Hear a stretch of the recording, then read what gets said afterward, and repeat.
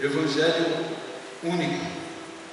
No capítulo 1, Paulo mostrou a origem divina do seu Evangelho, e agora no capítulo 2, ele demonstra que o Evangelho que prega é o mesmo Evangelho dos demais apóstolos. Não é um Evangelho diferente, como estavam insinuando, que ele estava pregando algo que não tinha nada a ver.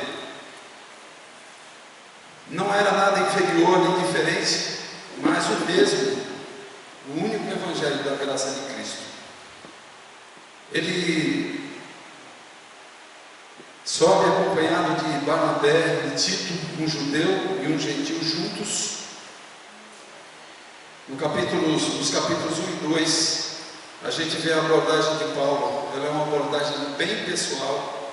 Ele defende o Evangelho da graça, um Evangelho que não tem sido defendido, infelizmente. Outros evangelhos são defendidos por aí, evangelhos que juntam muitas pessoas, evangelhos que dão falsa esperança, evangelhos falsos, infelizmente. A primeira luta de Paulo que nós vemos é pela liberdade cristã, e ela deu-se na Assembleia de Jerusalém. Está lá em Atos capítulo 15, versículos 1 a 35. Hoje eu vou ler uma parte desse momento, para que a igreja veja a ligação que há com o livro de Atos e aqui o livro de Gálatas. A segunda luta, em seu encontro particular com Pedro, vocês vão ver no próximo sermão, domingo que vem.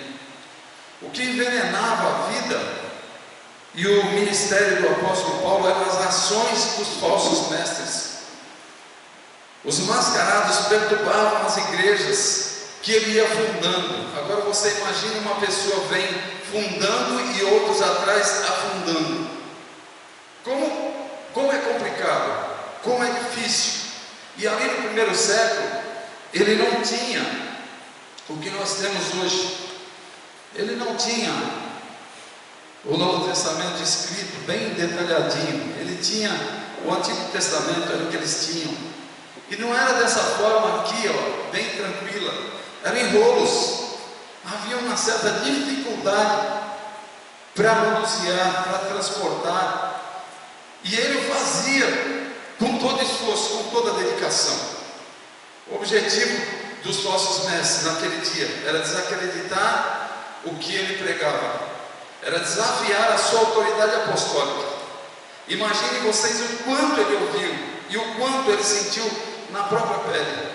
Eles diziam que o evangelho pregado por Paulo era diferente do que Pedro pregava e os outros apóstolos, e o objetivo era desacreditar.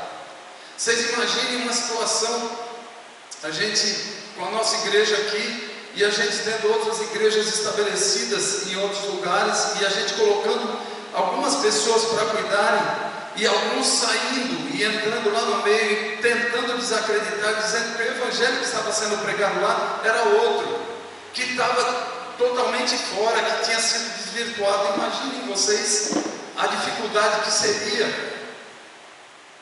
Eles diziam que o evangelho era diferente, alegavam que havia contradições entre os apóstolos, inferiorizavam a Paulo e enfraqueciam, tentavam enfraquecer a graça e o poder do evangelho nas igrejas, e as igrejas sofrendo, e pessoas que saíam de dentro da própria igreja, e eles tinham um poder de persuasão tão grande. O Fábio falou aqui na semana retrasada, a George falou aqui na semana passada, que eles agiam de forma que as pessoas eram convencidas de que o que elas estavam fazendo, o que elas estavam ouvindo não era correto, não era bom, não era certo.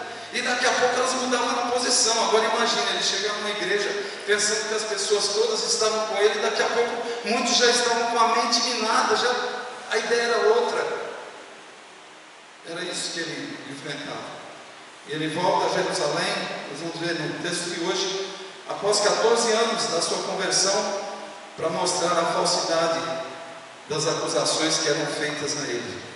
E nós vamos ver nessa noite 3 características desse evangelho único, anunciado pelo apóstolo Paulo na luta contra os falsos mestres, no livro de Gálatas, capítulo 2 hoje, versículos de 1 a 10. Eu fui muito edificado estudando esse livro esses dias, refletindo e pensando em algumas situações, em possibilidades e na ação de Deus, na preservação da igreja dele, a igreja do Senhor. Quantas vezes eu estou orando pela igreja, orando por vocês, orando por situações como essa que a gente acabou de falar aqui, e nas minhas orações eu falo assim: Senhor, a igreja é tua, eles são teus, e é o Senhor que vai preservá-los, é o Senhor que vai trabalhar no coração deles, assim como tem trabalhado no meu. Deus tem trabalhado no meu coração profundamente, e eu fico feliz e grato a Ele por esse privilégio de ser cuidado por Ele, de ser tratado por Ele, e conhecer a palavra dEle cada dia mais, e chegar aqui para expor para vocês com uma alegria, com prazer. E sinto prazer quando eu vejo os meus companheiros que expõem a palavra aqui, Fábio, Jonatas Verde, George, eles vêm aqui com alegria, com prazer, eles dão o melhor. Domingo passado eu não estava, passei mal e eu tive que ir para casa, não tinha iniciado ainda a pregação, e eu fui ouvir a pregação na semana, fiz um comentário lá, Jorge. Tá? Eu tenho falado para vocês, tem lá, comentem, não custa nada. Quando você comenta, o YouTube entende que está tendo acessos e eles indicam. Então, quando não se tem nenhum comentário, é complicado, e a gente fica pregando o Evangelho da Graça, anunciando as maravilhas de Deus e pedindo: é só um clique para se inscrever, é só um clique para um like, é um tempinho para escrever qualquer coisa que vai ajudar. Nos ajude, por favor. Estamos aqui para a exposição de hoje e vamos ver 3 características desse Evangelho único que está proposto para falarmos nessa noite. Inicialmente, nós vamos ver a primeira característica: é um Evangelho verdadeiro. O texto que nós vamos estudar agora nessa parte inicial, versículos de 1 a 5 do capítulo 2 de Gálatas. 14 anos depois subi novamente a Jerusalém. O apóstolo Paulo está falando. Dessa vez com Barnabé, levando também Tito comigo. Fui para lá por causa de uma revelação e expus diante deles o Evangelho que prego entre os gentios, fazendo, porém, em particular os que pareciam mais influentes, para não correr ou ter corrido em vão. Mas nem mesmo Tito, que estava comigo, foi obrigado a circuncidar-se, apesar de ser grego. Essa questão foi levantada porque alguns falsos irmãos, olha só, eram falsos irmãos, infiltraram-se em nosso meio para espionar a liberdade que temos em Cristo Jesus e nos reduzir à escravidão. Não nos submetemos a eles nem por um instante, para que a verdade do Evangelho permanecesse com vocês. A motivação da visita de Paulo foi a obediência a uma revelação de Deus, e não respondendo a um chamado dos demais apóstolos para prestar conta da sua pregação. Eles, não ouvindo falar, não chamaram ele. Não, ele veio para falar, para expor a eles qual era a situação. Paulo se preocupava para não permitir que o seu ministério fosse tornado infrutífero pelos judaizantes. E hoje nós vamos ver de onde saíram os judaizantes, de onde eles vieram. Ele pensava em neutralizar as influências desses judaizantes, e não, com isso ele não queria, ele queria cortar a influência, e ele não queria fortalecer as convicções deles. Por isso ele apresentou o seu Evangelho aos demais apóstolos. Eu estou pregando para eles lá, é isso, porque haviam dúvidas. Paulo foi ousado em levar Tito com ele. Poderia ter tomado como provocação, mas a intenção dele não era essa. Eles poderiam ter tomado como provocação. Ele deixou claro que judeus e gentios são salvos da mesma forma, pelo mesmo Evangelho, pelo Evangelho único da graça, e em razão disso deviam ser aceitos na igreja sem nenhuma discriminação. Mas infelizmente isso estava acontecendo, e possivelmente esses que foram para tentar minar o trabalho que estava sendo construído, possivelmente esses vinham e davam falsas notícias, falsos relatórios para os apóstolos que estavam em Jerusalém.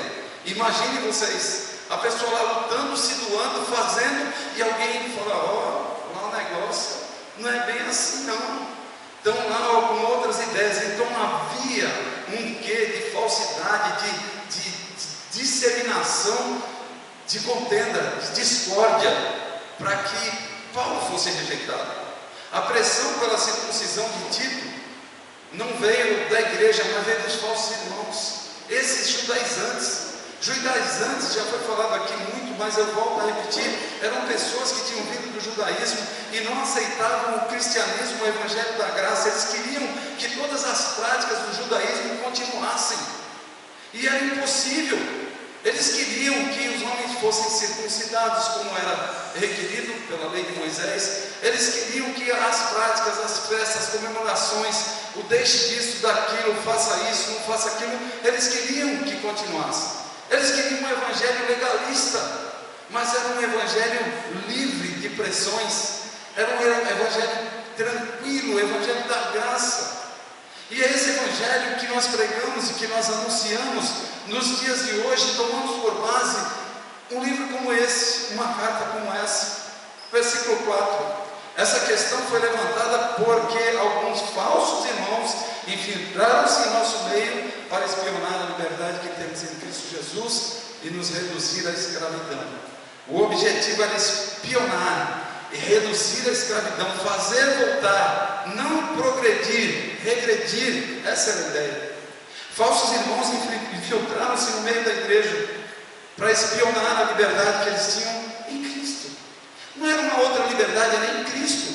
Eles tentavam levá-los novamente à escravidão. A ideia era de puxar, de regredir, ao invés de dar passos para frente, dar passos para trás. Essa era a ideia. Eles eram tanto falsos cristãos como espiões. A Bíblia, na linguagem de hoje, ela dá um sentido de infiltrar-se. Os espiões estavam se infiltrando. A Bíblia de Jerusalém traduz por intrusos. O objetivo era tão somente espionar a liberdade cristã, com o objetivo de levá-los de volta à escravidão. Era algo demoníaco, era algo terrível que estava acontecendo. O lema deles era: se vocês não se circuncidarem, segundo o costume de Moisés, não poderão ser salvos. Agora vocês imaginem pessoas se convertendo, ouvindo o evangelho, e de repente alguém fala: ó, beleza, está tudo certinho, mas precisa mais isso, e mais isso, e mais isso. E possivelmente essas pessoas falavam: peraí, por que que esses estão falando que precisa mais isso, e mais isso, e mais isso, e Paulo não está falando isso? Por quê? Vocês imaginam o clima de desconfiança que começou a se alastrar no meio da igreja? E Paulo, cuidadoso como ele era, ele plantava as igrejas, cuidava, escrevia, se doava, e ele querendo cuidar, ele vai lá em Jerusalém, não precisa ir lá para pôr, sabe, tudo certinho, na mesa. Eu preciso ir lá falar para eles que eu estou aqui apresentando para a igreja um evangelho verdadeiro, e eu vou lá. O cristão foi livre da lei no sentido de que a sua aceitação diante de Deus depende inteiramente da graça divina na morte de Cristo, aceita pela fé.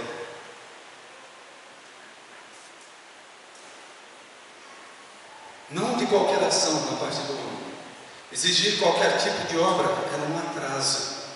E eu digo para vocês, nos dias de hoje, as igrejas que exigem algo a mais é atraso. A gente vê pessoas presas, travadas, angustiadas. Eu falo para vocês, eu tenho contato constante com muitas pessoas, e com pessoas que estão no meio dessas igrejas, e eu vejo como elas se sentem.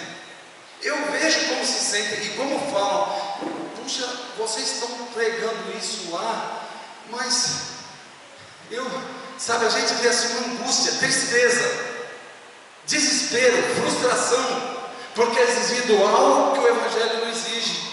O que o evangelho da graça liberta, as pessoas estão colocando para aprisionar, para segurar, e isso muito nos entristece.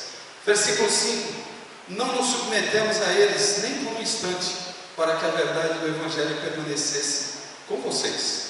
Paulo desejava que a verdade do evangelho permanecesse com eles, com os gentios. Aqui vemos no versículo 5, Tito, que estava com ele, foi usado para estabelecer um precedente. Era um cristão gentil que não havia se submetido à circuncisão. Ficou claro para todos que ele era salvo, que tudo que eles estavam falando, tinha que ser circuncidado, tinha que isso, que aquilo, estava ali: Tito, não circuncidado e salvo. Se os judaizantes estivessem certos, né? Se não vos circuncidares, segundo o costume de Moisés, não podereis ser salvo. Tito não era salvo, mas Tito estava lá salvo. Mais uma vez, não havia dúvidas quanto à salvação, e que Tito mostrou que possuía o Espírito Santo, e os judaizantes estavam errados. Eu me lembro que em algum tempo da caminhada da nossa igreja, algumas pessoas questionaram que a nossa igreja era uma igreja fria, uma igreja vazia, uma igreja que não tinha o Espírito Santo. E essa igreja vazia, que rotularam, e que falaram, e que questionaram, e que queriam mais alguma coisa, essa igreja está caminhando aqui pela misericórdia de Deus, com pessoas chegando, com pessoas se convertendo, aceitando a Cristo, tendo as suas vidas transformadas, porque o que transforma não é algo mais, é Cristo, é o Espírito Santo de Deus, é a ação de Deus nos corações. Isso transforma, isso dá segurança, e eu me sinto seguro, e os que estão comigo aqui expondo a palavra se sentem seguros, porque o Evangelho da graça, o Evangelho libertador tem sido pregado, e vidas têm sido libertas, vidas têm sido salvas. Paulo, Tito e Barnabé permaneceram firmes no Evangelho da graça, porque é no Evangelho verdadeiro, não é no Evangelho falso, mentiroso. Os cristãos de hoje devem voltar a apreciar a posição corajosa que Paulo e seus colaboradores assumiram em prol da liberdade do Evangelho. Eles pagaram o preço, falaram isso, falaram aquilo, mas eles continuaram. Da mesma forma, nós vimos em algum tempo algumas coisas, e parece que era a igreja lá do fundo do quintal da casa dos tigres, que parece que iria ficar ali para sempre, e não ficou. Deus abriu portas. Esses dias eu estava conversando com algumas pessoas, né, especificamente ontem, uma pessoa que estava aqui, não é da nossa igreja, e tinha vindo visitar, me conheceu através do canal Bíblia na Estrada, e estava conversando comigo e perguntando da igreja. E eu falando, nossa igreja está aqui, nós estamos já indo para o 5º ano, ficamos 2 anos e 2 meses no fundo de uma casa. Vocês ficaram no fundo de uma casa? Ficamos. E Deus agiu, e nós viemos para cá, mas começou lá. E Deus nos manteve firmes, nos manteve confiantes para chegar onde chegamos, e estamos aqui. E eu vi aquela pessoa falando assim, meio assim, porque eu não sei onde ele está, ele tentou me explicar, mas eu não entendi muito, e também não busquei muito, porque é um pouco confuso. A pessoa, sabe, um pouco triste, e vendo mais impossibilidades, vendo mais dificuldades do que possibilidades. Desde o tempo de Paulo, os inimigos da graça procuram acrescentar algo ao Evangelho. O Evangelho simples da graça de Deus, o Evangelho que alegra, o Evangelho que não precisa de muita coisa. A gente fala, ele penetra. Quem penetra é o Evangelho. A ação é do Espírito Santo, não é minha, não é nossa, é o Espírito Santo que age. Foi o Espírito Santo que tocou você, que trouxe você aqui hoje. Quem está aqui hoje? Porque Deus queria que estivesse para ouvir essa palavra, e Ele tocou e trouxe. É simples, não precisa muita coisa. Dizem que a pessoa é salva pela fé em Cristo, e mais alguma coisa que o pessoal começa: obras, 10 mandamentos, batismo, associação na igreja, rituais religiosos, aí começa a pôr aquele monte de coisa. Um dia desses eu estava passando numa determinada avenida com a minha esposa e falei para ela: vamos contar quantas igrejas. Contamos 5. Na maioria das igrejas ou tinha um véu grande na porta, ou tinha um arco, ou tinha uma cruz bem grande, o Evangelho e mais alguma coisa, e pasmem vocês, cheio, lotado. Sabe por quê? O povo gosta disso.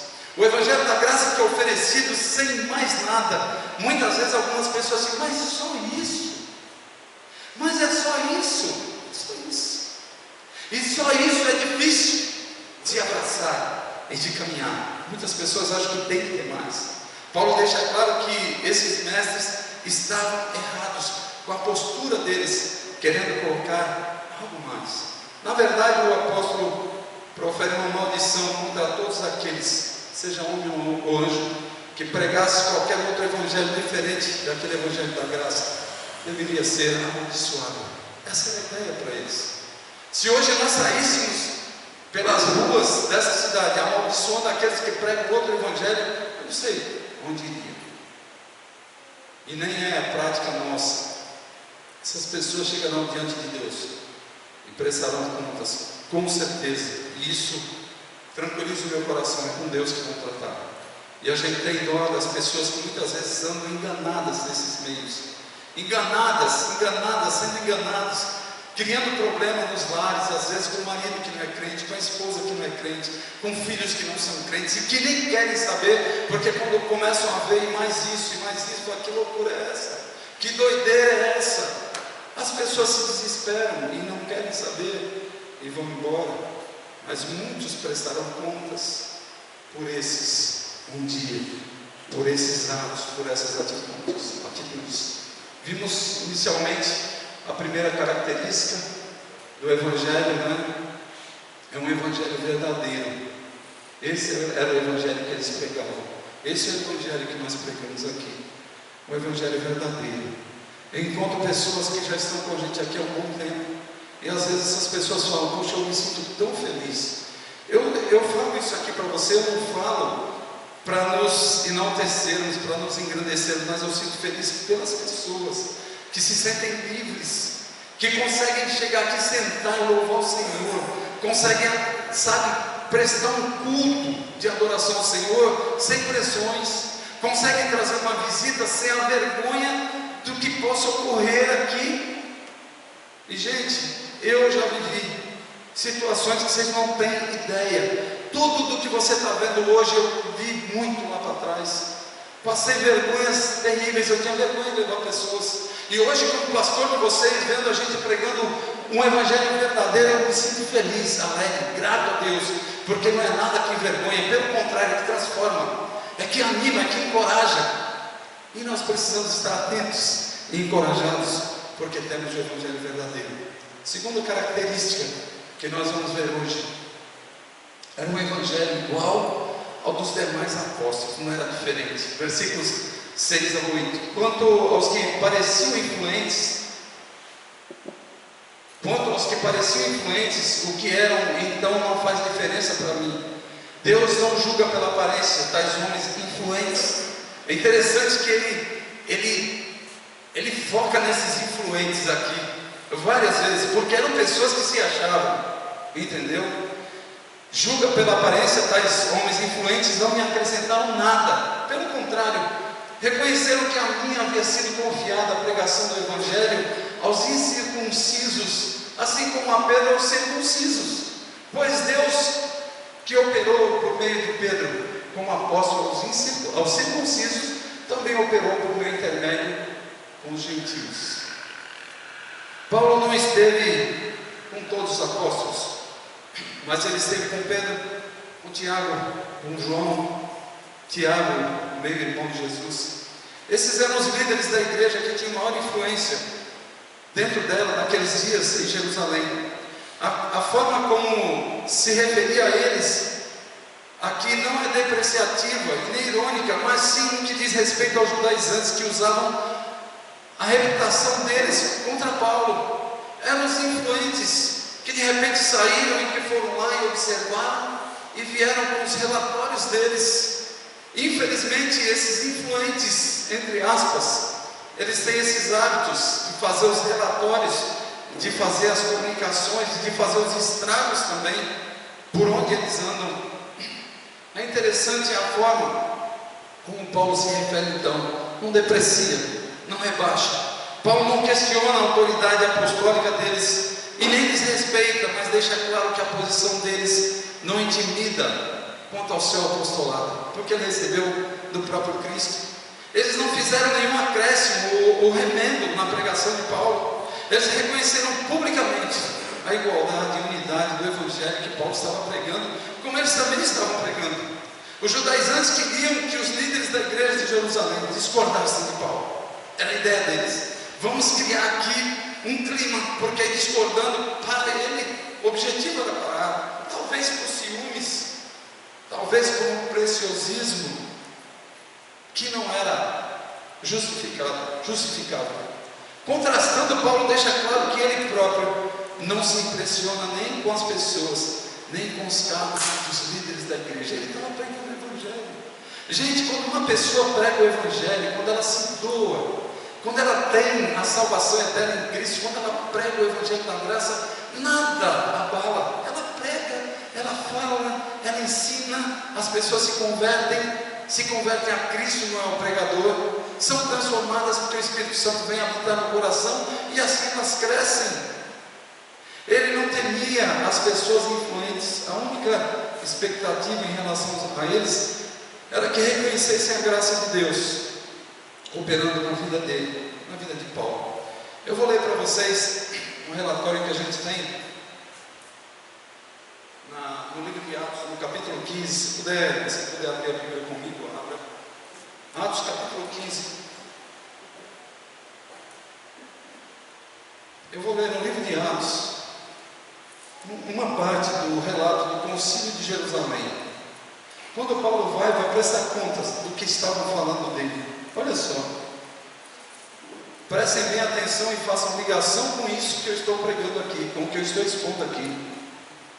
Alguns homens, quem escreveu o livro de Atos foi Lucas, e Lucas é muito detalhista nos relatos dele.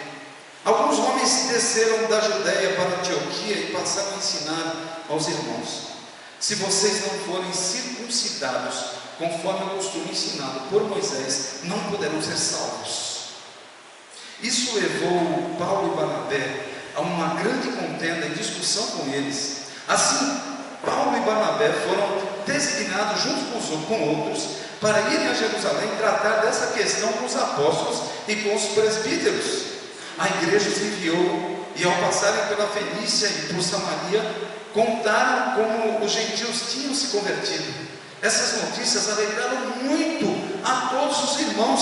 Alguns ficavam extremamente alegres com as notícias. Chegando a Jerusalém, foram bem recebidos pela igreja, pelos apóstolos e pelos presbíteros, a quem relataram tudo o que Deus tinha feito por meio deles. Então se levantaram alguns do partido religioso dos fariseus, que haviam crido, e disseram: é necessário circuncidá-los, exigir deles que obedeçam à lei de Moisés. Os apóstolos e os presbíteros se reuniram para considerar essa questão.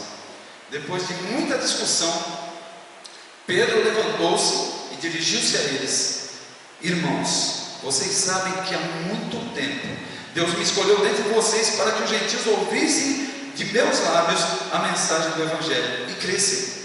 Deus, que conhece os corações, demonstrou que os aceitou, dando-lhes o Espírito Santo, como antes nos tinha concedido. Ele não fez distinção alguma entre nós e eles, visto que purificou seus corações pela fé. Então, por que agora vocês estão querendo tentar a Deus, pondo sobre os discípulos um jugo que nem nós, nem nossos antepassados conseguimos suportar? De modo nenhum.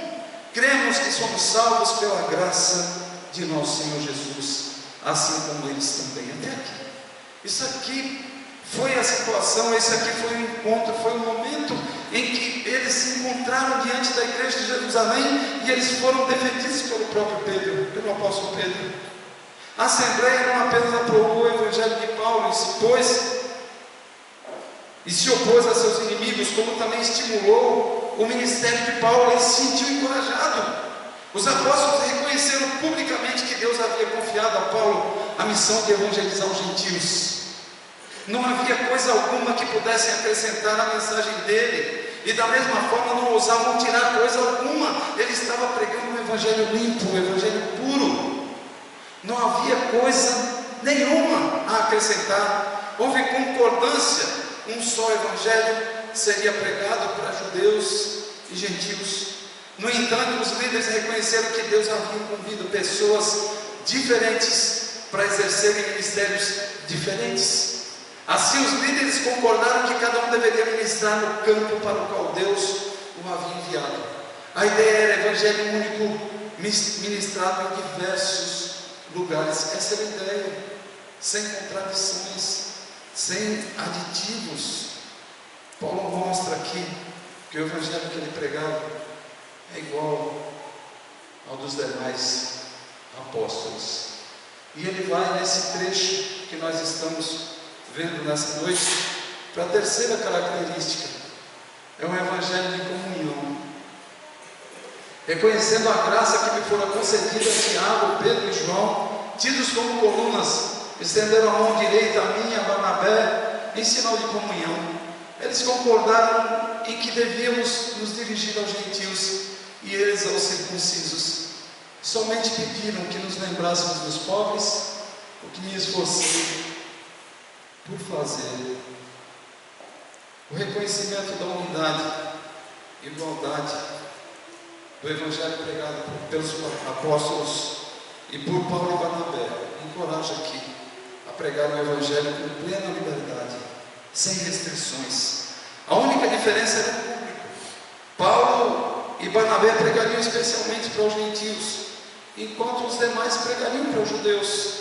Não eram dois evangelhos diferentes, e eu quero frisar isso daqui, e tem sido frisado aqui dia a dia. O Fábio frisou, o George frisou, não eram dois evangelhos, não era uma acomodação, era um evangelho só, um evangelho único, mas o mesmo, pregado a pontos de culturas e costumes diferentes, era o mesmo. Esse era o mistério que nós podemos ver no livro de Efésios, falando do grande mistério que seria revelado: judeus e gentios juntos, servindo a Cristo, sem distinção, sem preferência, sem preferidos, sem prediletos, todos no mesmo nível. Essa era a ideia. O evangelho da circuncisão e o evangelho da incircuncisão não são duas mensagens diferentes. Eles decidiram que seria pregado somente um evangelho. E hoje nós vemos algumas pessoas falando: não, até dá para levar, mas tem que pôr mais alguma coisa. Quem já esteve nesses meios sabe o quanto é sufocante, o quanto mata, o quanto sufoca, o quanto angustia, o quanto desanima, o quanto frustra. Mas infelizmente algumas pessoas ainda sentem saudades. Infelizmente, o que eu posso fazer? Precisamos reconhecer que Deus chama pessoas para ministérios diferentes, lugares diferentes, sem competição. Pedro foi um dos principais apóstolos. No entanto, ele concordou com Paulo, tá? Ele já era experiente, mas ele concorda com Paulo, um novato, e permitiu que conduzisse seu ministério de acordo com a direção do Senhor. Vai, Paulo, faz, leva a mensagem. Ele era livre e mesmo assim se encontrava voluntariamente em comunhão com os demais apóstolos na ministração do Evangelho. Aqui passamos das considerações teológicas para os aspectos mais práticos. O auxílio aos pobres, aqui no versículo 10, sem dúvida as duas coisas andam juntas. A doutrina correta jamais pode substituir o dever cristão de ajudar os menos favorecidos. Paulo sempre demonstrou interesse em ajudar os pobres. Vemos lá em Atos capítulo 11, versículos 27 a 30, né? Como ele agia, de modo que seguiu com prazer a sugestão dos líderes. Mas por outro lado, os judaizantes não resistiram. Persistiram na interferência ao ministério de Paulo, invadindo as igrejas que ele fundava, e continuaram fazendo. Eram verdadeiros rebeldes. Eu creio que nem crentes eram judaizantes. Queriam trazer todas as tradições, os costumes, as práticas, e não queriam saber do evangelho transformador, o evangelho da graça. Não queriam saber. Não há dúvida de que os judaizantes foram às igrejas da Galácia, as igrejas, lançar as suas sementes de discórdia. E por esse motivo Paulo teve de escrever a carta que nós estamos estudando. Algumas considerações, algumas aplicações eu quero fazer. Nós vimos hoje que o evangelho pregado era um evangelho verdadeiro, era um evangelho igual ao que os demais apóstolos estavam pregando, e era um evangelho de comunhão. O que nós vivemos hoje?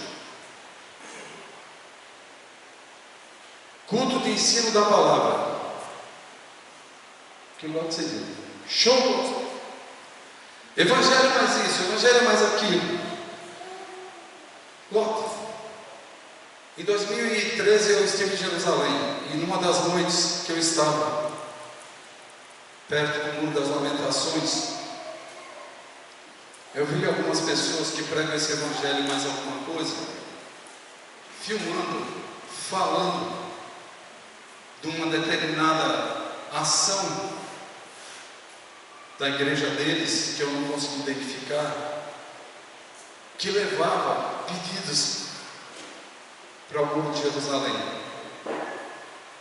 Sabe quantos pedidos eles tinham? Eu não vi nenhum. Eles estavam gravando. Porque nós estamos aqui, nós não sei o que, aquela coisa. E o povo aqui fica desesperado. Desesperado. Eu dei aula alguns anos atrás na faculdade teológica que tinha aqui, não sei se ainda está em vigor, João Calvino, e um dos alunos, ele ia fazer uma viagem para Jerusalém, e eu tinha ido já em Jerusalém, e ele chegou para mim e ele falou assim: olha, eu vou lá e eu vou fazer isso, vou fazer aquilo, o senhor não quer me dar alguma coisa para eu levar? O senhor me dá tanto que eu levo. Sempre tem algum esquema por trás, não é de graça, sempre tem uma armaçãozinha, e se não tem, é feito, não precisa nada, mas lá na frente vem o golpe, com certeza tem. Então o que a gente vê hoje é isso aí, gente.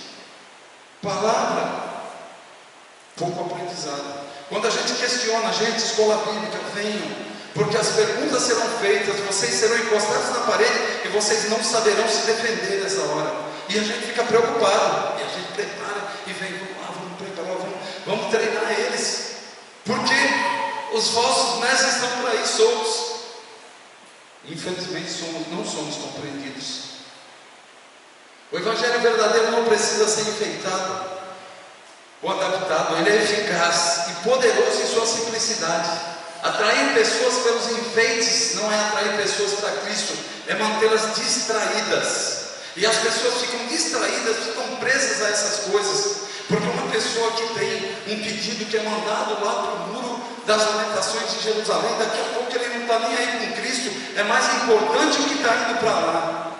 O que está indo para lá, aquele pedido lá vai acontecer. Eu lembro que vieram distribuindo garrafinhas para a gente pegar água no Mar Morto, no Rio Jordão, para trazer. Não levem, e as garrafinhas sendo distribuídas. Eu joguei longe.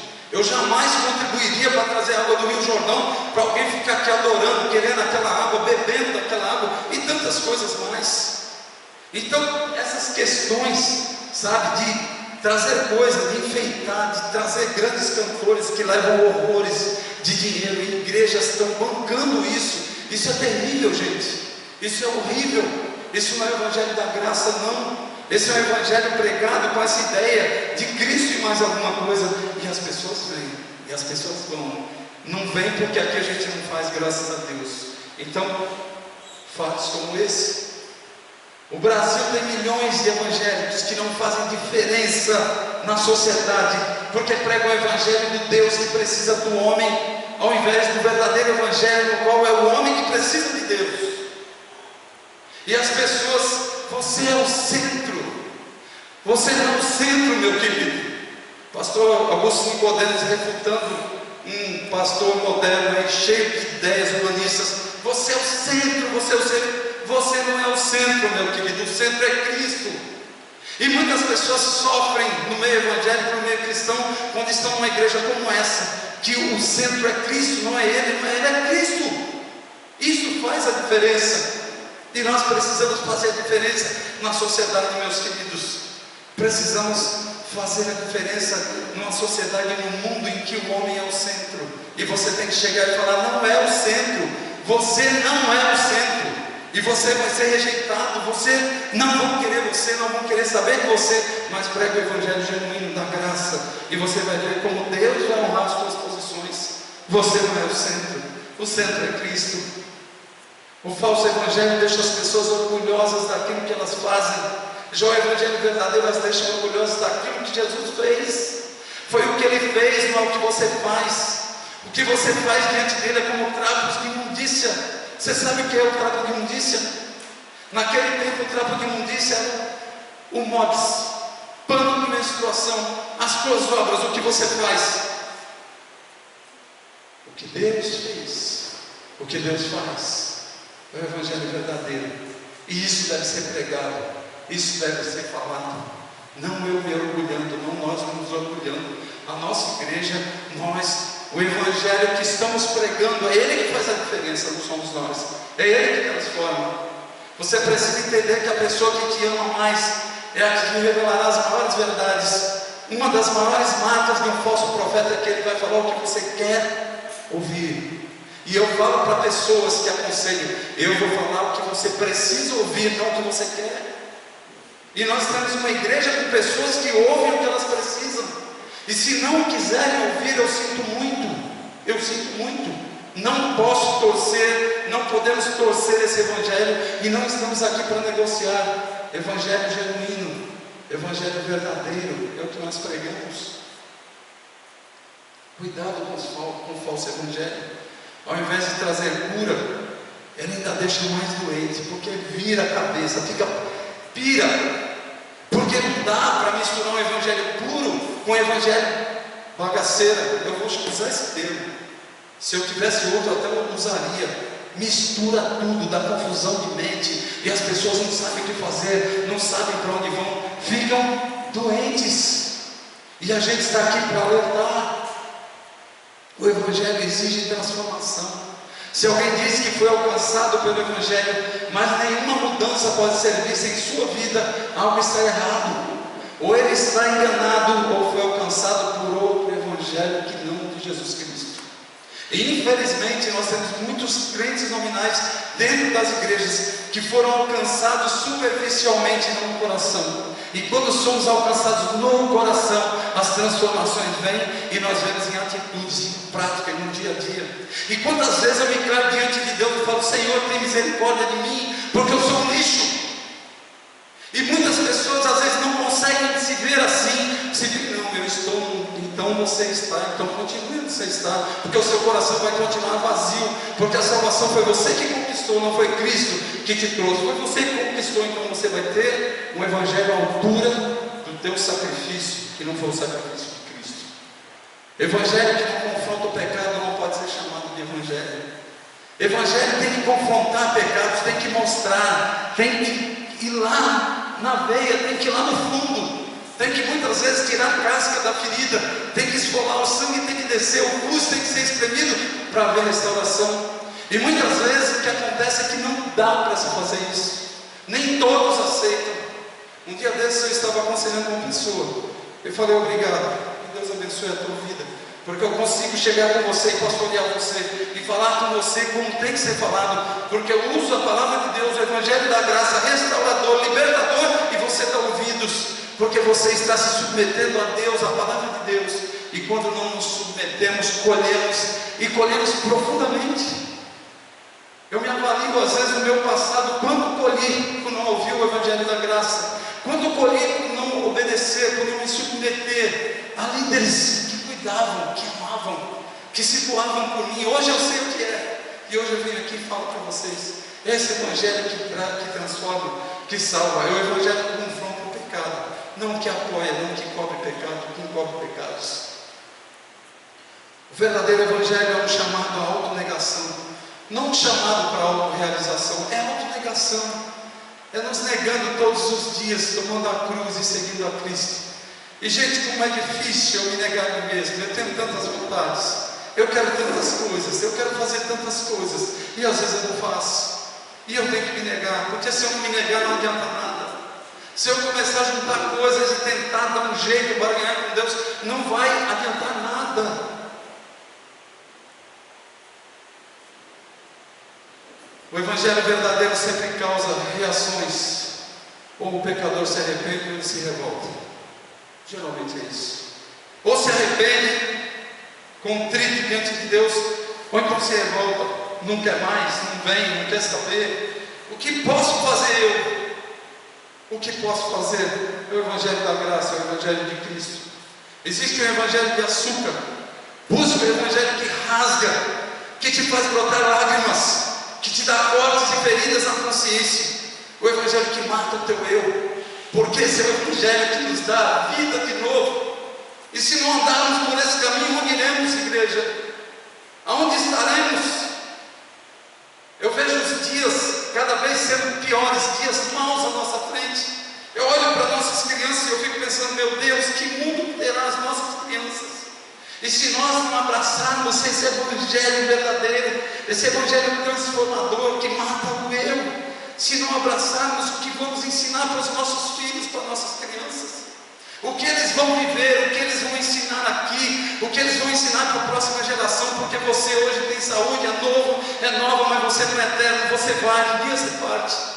Talvez eu antes, por ter mais idade já, mas todos iremos, e alguém vai ter que levar esse evangelho, e a nossa luta é que ele penetre em vidas, e na tua vida, para que a partir da tua vida, vá para a vida do teu filho seja alcançado por filha.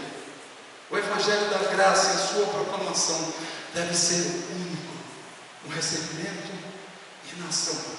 E esse é o evangelho que a gente viu aqui, Paulo defendendo.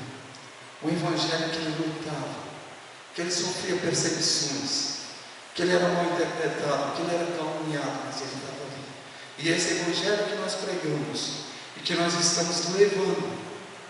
Então te desafio hoje a estar junto com a gente, proclamando esse evangelho. Você pode perder tudo o que quiser tomar de você, não perca o evangelho, não perca. Vamos orar para a sabedoria contra as investidas dos falsos mestres. Eles agem com sutileza, eles agem de uma forma tão sutil que quando você vê, você já está para o outro lado. Você já está aqui, está muito pouco, pastor. Nessa igreja só canta os louvores e lê a Bíblia, ensina a Bíblia. Aqui tem tudo, não precisa mais nada. Mas tem pessoas que não falta alguma coisa. Vá atrás de alguma coisa, você vai ver o que vai acontecer. A gente sabe disso. Outro dia uma pessoa falando comigo disse que eu estava rogando praga contra a vida da pessoa. Eu falei assim: eu nunca roguei praga.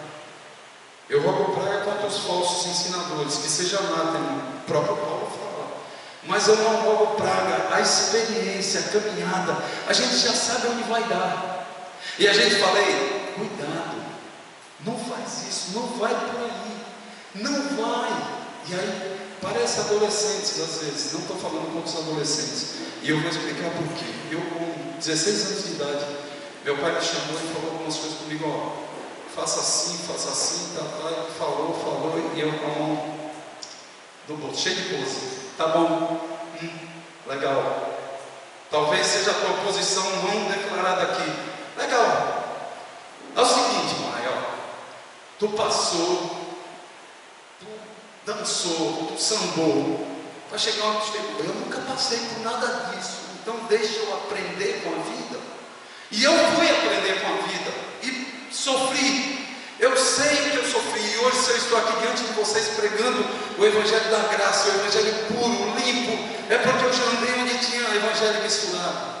Eu já fui crente de banco sentado e vendo misturas terríveis, e pessoas angustiadas, e eu mesmo desesperado: meu Deus, onde é que eu estou? Para onde é que eu vou? Até que Deus, pela misericórdia dele, transformou, restaurou e me colocou onde eu estou aqui, para que vocês não façam isso.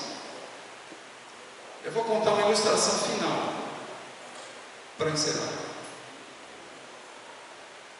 Eu estava uma vez numa igreja que eu estava no banco, e eu estava sentado na primeira fila, e o pastor estava pregando que Deus usou as coisas loucas desse mundo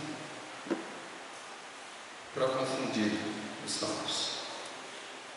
E eu sentado assim, na primeira fila, ele falou: igreja, vira o irmão que está do teu lado e fala: coisa louca. Se eu pudesse abrir o chão e entrar, eu entrava. Eu já vi essas coisas. Um baitomão desse tamanho aqui, com 1,84 m de altura, virando o irmão do meu lado, coisa louca. Agora vira para o outro lado, coisa louca. São esses absurdos, gente, que a gente vê por aí. Esse evangelho misturado, esse evangelho de doido. E está até hoje lá pregando coisa louca, vira para cá, vira para lá. Por isso que eu sou bem avesso a essas questões. Fala para um lado, fala para o outro. Eu não gosto disso. Eu já andei, parece que me dá um mal-estar nessas coisas. Então, meus queridos, a advertência aqui é séria. Era um evangelho puro pregado, e tendo perseguições que saem de dentro da igreja. Que Deus nos livre de ter atitudes assim no nosso meio. E se tivermos, temos autoridade bíblica para coibir, para bloquear, para parar. Amém? Deus querido, Tu és santo. Tu és santo. Tu és o nosso Deus. Eu não sei se eu posso usar o termo que o Senhor tem nojo dessas coisas, mas eu creio que sim. Olhar para esse mundo, olhar para o sacrifício do Teu Filho, que o Senhor deu. O Senhor amou esse mundo e deu o Filho. Um sacrifício perfeito, um sacrifício que não exige mais nada. Pela graça nós somos salvos. Isso não vem de nós, é dom de Deus, não por obras para que ninguém se glorie. E nós vemos hoje pessoas passando salvação por obras, mais isso, mais aquilo, e tem que fazer, e é um evangelho podre, disseminado por esse mundo afora. Livre esses queridos que estão aqui dessas influências. Deus querido, desperta essa igreja para estarem voltados para o evangelho. Desperte, Senhor, para estarem aqui nas escolas bíblicas, para estarem aqui nos cultos de oração, para fazerem devocional todos os dias, são postadas para que façam, para buscarem o evangelho da graça, para se envolverem, para crescerem, para se encherem de Ti, se encherem desse evangelho puro, porque eu creio que cheios desse evangelho nós caminharemos seguros, caminharemos tranquilos, sem que nada nos preocupe. Talvez sejamos criticados, talvez sejamos caluniados como Paulo foi, talvez sejamos mal interpretados diante dos homens e pelos homens, mas diante de Ti estaremos em paz, com as nossas consciências tranquilas, ó Deus. Eu quero colocar agora diante de Ti, Pai, a minha vida, a vida dos meus queridos que estão vindo aqui expor esse livro. Coloco a vida do Fábio, a vida do Jonatas Verde, a vida de Jorge. Senhor, nos dê sabedoria e autoridade para expor essa palavra com segurança. Nos livre, Pai, de temores, de medos de que alguém vai falar isso ou aquilo. Quando estivermos expondo a Tua palavra, Deus, que haja segurança, que haja tranquilidade, porque ela é que vai restaurar, ela é que vai transformar. Eu vou me calar vou me calar já, mas essa palavra continuará falando nos corações e nas mentes. O que foi ouvido nessa noite vai falar na mente deles na semana. Eu sei que vai, porque o Teu Espírito Santo está agindo, e é Ele que convence do pecado, da justiça e do juízo, e é Ele que vai trazer lembrança de tudo isso que foi ouvido e visto nessa noite, e que essas verdades de forma profunda hajam em corações, e que nenhum falso ensinador, e que nenhuma característica, nenhum resquício do falso evangelho penetre na nossa igreja. Proteja a nossa igreja, proteja essas mentes, e os que estão chegando novos, Pai, que ainda não têm conhecimento, que eles não se assustem com o que ouviram hoje, pelo contrário, que eles se sintam seguros, que eles se sintam confortáveis, porque estão sendo cuidados pelo Senhor, através da Tua palavra. Ora sim, ó Deus, agradecido por tudo, em nome do Teu Filho Jesus, que vive, reina para sempre, e que é soberano nos atos, nas decisões, e que é fiel. É a Ele que eu Te agradeço, Pai, por tudo. Em nome de Jesus que eu oro. Amém.